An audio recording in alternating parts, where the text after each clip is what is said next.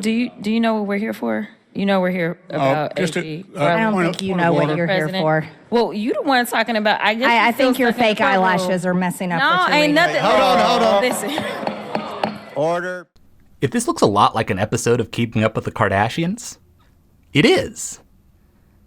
They are really saying these things to each other, and I think the emotions are real, but they know they're on camera.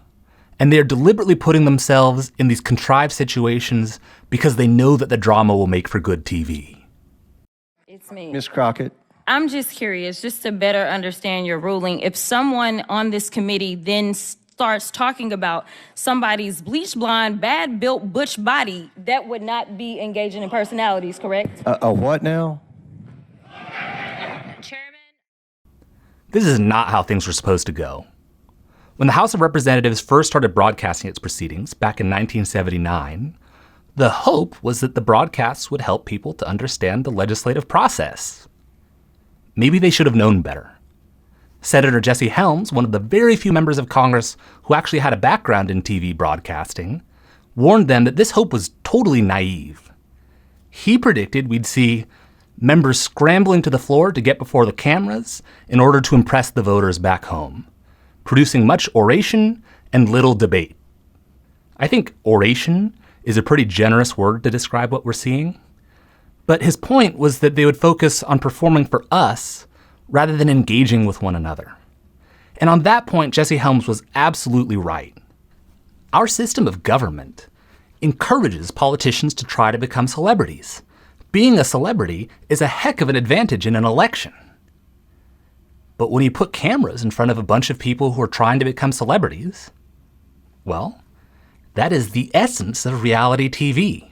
We shouldn't be surprised that members of Congress act like Kardashians. Are your feelings hurt? Her words down. Aw. Oh, girl, baby girl. Oh, really? Don't even play. Today I want to take you behind the scenes of this congressional reality TV show to show you some of the really creative strategies that members of Congress have come up with to try to get our attention. If there's one lesson that you can draw from all of this, it's that what you see on TV is very often not what it seems. But I also hope that by the end of this video, you'll understand why they act this way. And even if you don't like it, you'll at least be able to understand where they're coming from. Let's start with a guy that you might call the Paris Hilton of this whole reality TV program. The first guy who really figured out how to work it to his advantage. A representative by the name of Newt Gingrich. If you tuned into C-SPAN in 1984, you would have seen Newt Gingrich or one of his acolytes on the floor absolutely roasting House Democrats. And the Democrats just sat there and took it. Or at least that's what it looked like. What was actually happening was that Newt Gingrich and his buddies were going down to the House floor at night after everybody else went home and giving these speeches to an empty room. Except you would never know that was what was going on, because by tradition, whenever anyone was speaking, the camera would focus on just the podium, never the audience. House Democrats were worried that C-SPAN viewers would think that the reason that nobody was responding to Gingrich's charges was that there was no good response. They weren't worried enough to, stick around after work to refute the charges, but they were worried enough to complain to Speaker of the House Tip O'Neill.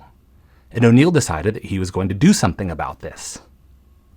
Now, in classic troll fashion, when O'Neill finally got around to dropping the hammer, Newt Gingrich wasn't around to get squished. That honor fell to one of his sidekicks, Representative Bob Walker. The Ethics Committee, I must say, did a thorough job of looking into the incident. But of course, it was all done behind the scenes. And with that, we had a full-on political brawl. Even mainstream Republicans who thought that these evening speeches were kind of a dirty trick were furious that Tip O'Neill had ordered the cameras to pan to the audience. It reeked of hypocrisy. When the House first decided to start broadcasting its proceedings, the guy who had insisted that the camera focus on just the speaker had been Tip O'Neill. But when Newt Gingrich had the gall to complain, O'Neill absolutely laid into him. You deliberately stood in that well before an emptied house and challenged these people, and you challenged their Americanism. And it's the lowest thing that I've ever seen in my 32 years in Congress. House Rule 14. When speaking, a member shall confine himself to the question under debate, avoiding personality. In other words, no personal attacks. One of Gingrich's allies pounced. Mr. Speaker, I move that we take the Speaker's words down.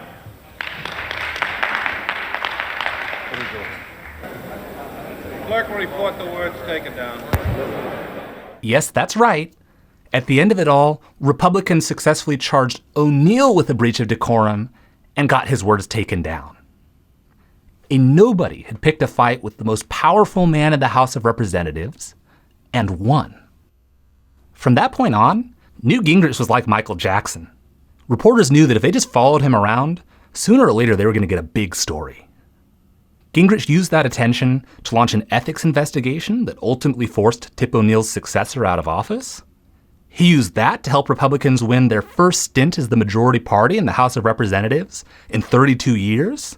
And he used that to get himself elected as Speaker of the House and selected as Time Magazine's Man of the Year. The rise of Newt Gingrich is really a pivotal moment in the development of the United States Congress, because he showed everybody how you could convert drama into fame and fame into power. It was such a successful strategy that we've seen members of Congress trying to imitate his example, consciously or unconsciously, ever since. But it's gotten a lot harder. Newt Gingrich might have been able to goad Tip O'Neill into breaking the rules, but that would be very difficult to pull off today. Today, your best bet is to try to goad your target into enforcing the rules. And if you want a great example of that, check out the confirmation hearings of Brett Kavanaugh. When Senate committees are evaluating nominees, the executive branch sometimes gives them access to documents that are marked committee confidential. Senators are allowed to read these confidential documents as background, but if they want to use these documents in their questions, they need to either do that in a private session or get the documents cleared for public release. Senator Cory Booker didn't do that. He just went ahead and quoted one of the confidential documents in his questioning of Brett Kavanaugh. These are your words now. You use a lot of legalisms and disguises to mask what is in reality a naked racial set-aside. That's what you said. That's how you referred to it. What are you reading from, Senator? Sir, I'm reading from an email dated August 8th. These are your words, but I don't need to know about Can I get a copy of it? You certainly can. Senate Rule 29. Any senator who shall disclose the secret or confidential business or proceedings of the Senate, including the business and proceedings of the committees, subcommittees, and offices of the Senate, shall be liable, if a senator, to suffer expulsion from the body. The next morning, Republican leaders reminded Booker that there was a process for getting these confidential documents cleared for public release, and that what he had done was against the Senate rules. That was exactly what Booker was waiting for. I knowingly violated the rules that were put forth, and I'm told that the committee confidential rules have knowing consequences. And so, sir, I come from a long line, as all of us do as Americans, and understand what that kind of civil disobedience is, and I understand the consequences. So I am right now, before your process is finished, I'm going to release the email about racial profiling, and I understand that the penalty comes with potential ousting from the Senate. That's right, he upped the ante. You can't hide these documents from the public. I'm going to release them. Go ahead and expel me. I am Spartacus. Senator John Cornyn, who has a reputation for level-headedness and bipartisanship, absolutely blew his top. This is no different from the senator You can see he's deciding so to mad release his hands are classified shaking. information that is deemed classified by the executive branch because you happen to disagree with the classification decision. That is irresponsible and outrageous. And I hope that the senator will reconsider his decision, because no senator deserves to sit on this committee or serve in the Senate, in my view, if they decide to be a law unto themselves. He was playing right into Booker's hands. Cornyn's outburst turned what otherwise would have been a pretty dry technical dispute into must-see TV. The cameras immediately descended on Booker. And so I feel compelled by the Constitution, by the voters in my state, to do the right thing, to stand up no matter what the consequences. So here I stand. And if one senator wants to try to expel me from the Senate for doing the right thing, then again, I say bring it. The whole thing was a win-win for Booker. If Republicans didn't expel him from the Senate, well, that's obviously nice. But if they did expel him from the Senate, that would turn him into a martyr and make it look like they were trying to hide something about Kavanaugh. Yeah, getting kicked out of the Senate would have been a drag, but as we now know, he was gearing up for a run for president in 2020, and getting run over by the Trump train would have been a good start. Republicans wisely followed the first rule of the internet: do not feed the trolls. They let the whole thing blow over, and Cory Booker got one big press cycle out of it, but nothing more. Cory Booker might have only hit a single, but now I want to show you somebody who applied the exact same principle, deliberately breaking the rules to try to stir up drama, but did it in a much more subtle and effective way. This comes from the House Intelligence Committee hearings for the first impeachment of Donald Trump. Ranking member Devin Nunes was questioning one of the witnesses, and watch what happens when he tries to pass the baton to Representative Elise Stefanik. I know, Ms. Stefanik, you had a few quick questions for the ambassador. I'll yield to you, Ms. Stefanik. Thank you, Mr. Nunes. Ambassador Yovanovitch, thank you for being here today. The gentlewoman will suspend. What is the interruption for this time? It is our time. The gentlewoman will suspend. You're not recognized. Mr. Nunes, you are minority counsel. I just recognized. Under the House Resolution 660, you are not allowed to yield time except to minority counsel. The ranking member yielded time to another member of Congress. No, that is not accurate. You're gagging the That is young lady from New accurate. York. Ambassador Yovanovitch, I want to thank you for being Gentlewoman here will today. suspend. You're not recognized. This is the fifth time you have interrupted members of Congress, duly elected members of Congress. Gentlewoman will suspend. It looks like Adam Schiff was preventing Stefanik from asking the witness questions, and the media ate it up. It was such a successful strategy that when they picked up their questioning again the next day, Stefanik took a little victory lap. Mr. Chairman, I have a parliamentary inquiry. The gentlewoman is not recognized. I do want to comment, and Mr. Chairman, I have a point of order under H.Res. 660. The gentlewoman will state her point of order. The point of order is, will the chairman continue to prohibit witnesses from answering Republican questions as you've done in closed hearings and as you did this week when you interrupted our questions? That is not a proper point of order. The gentlewoman will suspend Zelensky's inauguration. Mr. Chairman, I have a point of order. Mr. Chairman, I have a point of order under H.Res. Gentlewoman is not recognized. So we know clearly you're going to interrupt us throughout this hearing. Gentlewoman is not recognized. Mr. Chairman, I have a Today, unanimous consent request. Today, no. Chairman, I have unanimous consent Gentleman is request. not recognized. Let's dive a little deeper into what's going on here.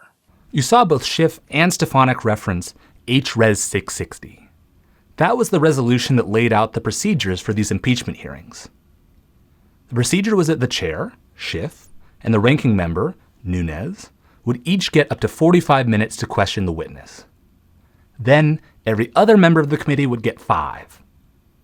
Nunes was trying to give some of his 45 minutes to Stefanik, but here's H.Res. 660, Section 2, Paragraph 2, which lays out how those 45 minutes work. Only the chair and ranking minority member, or a permanent select committee employee, if yielded time by the chair or ranking minority member, may question witnesses during such periods of questions.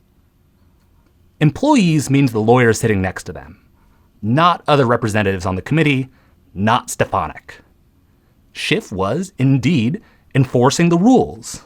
The Republican points of order were total nonsense. And when it got to Stefanik's 5 minutes, he let her talk. But that's not what it looked like on TV. On television, you saw Schiff gaveling down Republicans and talking over them. This created the illusion of a partisan steamroller, and by getting run over by that imaginary steamroller, Stefanik was able to get her 15 minutes of fame. And she made good use of it. She was able to leverage it into a leadership position in the House Republican Conference, into serious speculation that she would be Trump's nominee for vice president, and ultimately into an appointment in the second Trump administration. By now, I hope it's clear that when you see broadcasts of congressional proceedings on television, you cannot take what you see at face value. Members of Congress are deliberately trying to package political conflict in a way that will be exciting and accessible to us, even if it gives us the wrong idea about what's really going on. But I also hope you can see why they're acting this way. If you're a member of Congress and you want to get our attention, you have to turn up the drama. Just like with regular reality shows, we only ever really pay attention to these guys when they're fighting. Elise Stefanik has done some incredible work recruiting more women to run for Congress. She has literally doubled the number of women in the House Republican Conference. But we only see her when she's deliberately breaking the rules and raising fake points of order to try to piss off Adam Schiff. Cory Booker built a bipartisan coalition to pass a major criminal justice reform bill. But he got way more press for leaking confidential documents and daring Republicans to expel him from the Senate. So I want to talk about what this means for us. If the reality TV show is what we pay attention to and what we reward, if that's how we decide whose campaign we want to donate to, or who would make a good president or congressional leader, we are encouraging members of Congress to act like Kardashians. We're encouraging them to spend more of their time on all of this contrived drama and less on solving real problems. Is the drama interesting? Yeah. At least I hope this was an interesting video. But I think all of the stuff that goes into crafting bills and negotiating compromises and blocking bad ideas from becoming law is much more compelling than anything we see in the reality show. It does require a little more background to follow what's going on. But I started this channel because I believe that there are lots of people out there who want that background knowledge. But when they turn on the TV, all they see is the political equivalent of keeping up with the Kardashians. If that's you, if you want the background knowledge that you need to understand all the power politics that's going on in Washington, D.C., well, I've already got videos on poison pill amendments and cover bills on this channel, and there'll be a lot more coming. Thanks for watching, and I'll see you next time.